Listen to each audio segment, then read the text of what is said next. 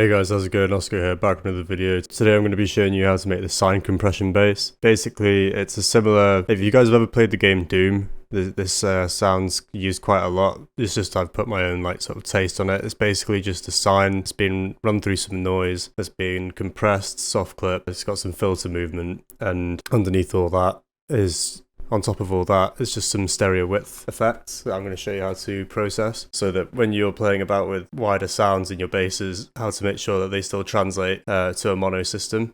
So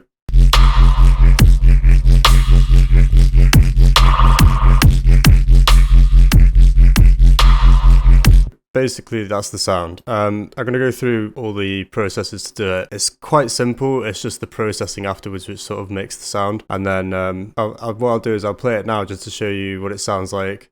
You've just heard it in stereo, so I'm going to be playing it back in mono so you can hear how much of the signal is saved. So this is stereo, and this is mono.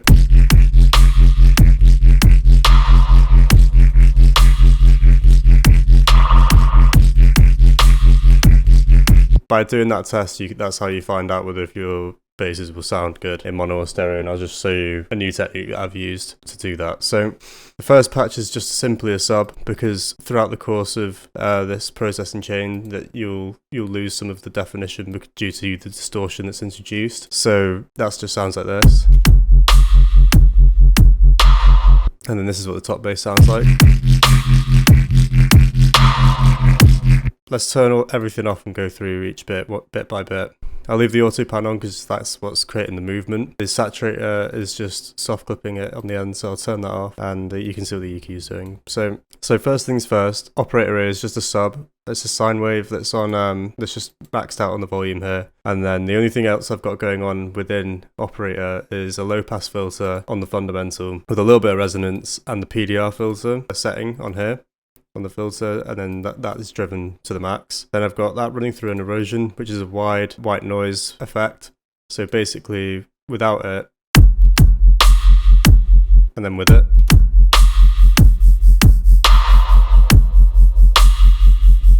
So I only wanted a little bit of it because I knew that by bringing in the compression and saturation over time throughout this chain, it was going to bring it up in volume. We'll jump into the first glue compressor. Basically, as a standard, all these glue compressors in the chain are pretty much doing the same thing. They're all in the same settings, but I'm getting negative 10 dB of gain reduction on this meter here, or in this case, negative 15, and then I'm driving the gain by a little bit more than what is being reduced, so that we're activating the soft clipper. So without it, so you can hear like it's just rounding off the edges and changing the tone ever so slightly. And what this is doing is like squaring off the sine. What you're essentially running the signal into the red, which is clipping off the top of the audio signal, because you're essentially going into, you're clipping. So like you're rounding off the top of the sine. But what the soft clip does is it rounds off that edge instead of just creating this hard, like where the sine would normally be like this. You're essentially cutting up to like off there, and you're going to create some sharp edges on the edge of your sine. What the soft shaper does is just sort of round off those edges. Then I've just got some filters, auto filters going on, just set somewhere in the high end around where this erosion is, and with a little bit of LFO on there, so the amount's brought up. That's on a bandpass, by the way, down here, so normally it'd be like that, and then the bandpass is just there so that'll be moving around, and you can hear that in the top end.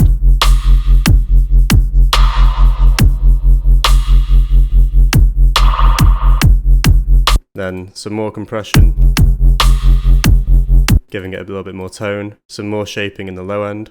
So what I've done is taken this exact auto filter, brought up the resonance and brought down the frequency, which is giving it a little bit more movement. Then running that through another glue compressor, which is adding more to like the mids. And then I'm just taking that new information that's been in the mids, and then I'm just playing about with that with an auto filter with an LFO on it. And you'll notice on all these auto filters, they're all set to different rates. So that's set to 8th notes, the next one's set to quarter notes, the next one's set to 1 bar. And this is just to have these notches sort of flow over each other and have like these almost polyrhythmic style sounds, so that when you're playing, like when you're playing this throughout the track, they'll constantly cross over each other at different points, and it just creates a little bit more interest for you without having to automate that in and choose exactly, because you can have detail over where you want those movements to be, or if you're just going for a general sound for something quick, you can have them set on different LFO rates and they'll just cross over each other at different points. It's a little less control, but it still gives you that non-repetitive sound. And then again, glue compressor.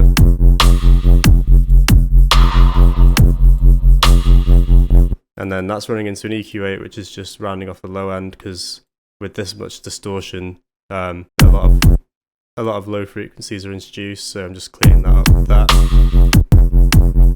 That's going into an amp, so this is quite a big difference.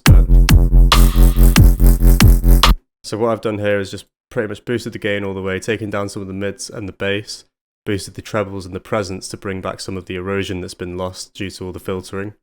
Now, because the erosion's on a wide noise and not a regular noise, I've made the output stereo on the amp, and the volume's been sort of just left the same. Now, this audio effects rack is 2 auto filters, one set in the high band, one set in the low band, because after all of this, it's quite a full frequency sound, so I wanted to just band out frequencies that I wanted in the final sound. So if I leave the low band on first, so that's sort of like the low mid area that I wanted to keep. Now I've got subs coming through this here, so I don't need super low energy, but I just wanted something to sit above the sub to give it a bit of definition in the low mids. And then what I've done up here is just isolated the upper band with another LFO, but moving slowly on a triplet style sync, moving the high end, and then together they sound like this.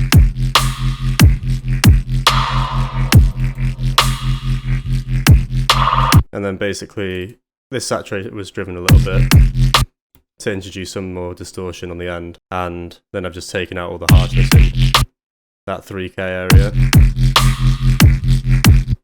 It's also something for the high notch to be dancing around, so like this frequency I've cut here at the exact same place so that it peaks out on either end and is a little bit, it sounds like it's dancing around a little bit by doing that. Now, throughout this whole sound, without the stereo width, without the stereo effects on there, sounds like this. The reason why I've put this on a send, what I could do is EQ out all the lows in the signal,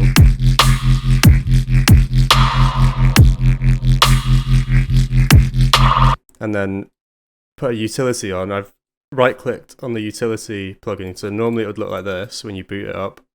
If you right-click on width and select mid-side mode and select only sides, everything running through here will only be the side signals, so basically the noise, the wide noise here, and the output from the amp, all the stereo information coming out of that will be fed through to this send. And so the reason why I've like cut out all the lows is because I don't want any sides from the lows being introduced to this chain. And then I've just put some stereo effects on there, like a flanger and a chorus, which are both delay based.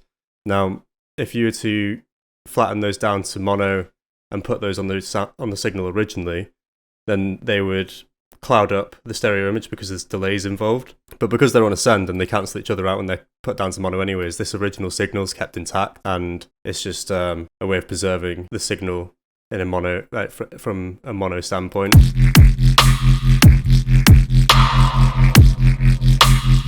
You can hear that there, so you won't have to worry about your sounds, having a stereo effect when people are listening to them on headphones, but when you take it out to the club, it doesn't lose any of its energy that you've introduced in the sound design phase. I hope you've learned some new little bits and tricks of A, sound design, and B, some mixing techniques for basses. If you want more tips like this, check out my Patreon. I've got loads of videos ranging from 20 minutes to half an hour long, exclusive streams where I answer people's questions based on these topics, and yeah, it's not expensive. I think it's pretty reasonably priced, and you get a lot of useful information. Everyone that's in there is loving it. Tomorrow I'm going to be launching the Discord server, so basically it's just a place where you guys can like get together, share ideas, share presets, share samples, chat about music, I just thought it'd be a good place to have a bunch of like-minded producers in one spot, just sharing ideas, sharing projects, possibly a place for collaborators to come together and start working on tracks, remix competitions and stuff as well. I'll be doing some of those. And yeah, I'll put a link in the description of this video when it's up and ready, and I'll also announce it in the next video tomorrow. So yeah, I'll see you in the next video, guys. Peace.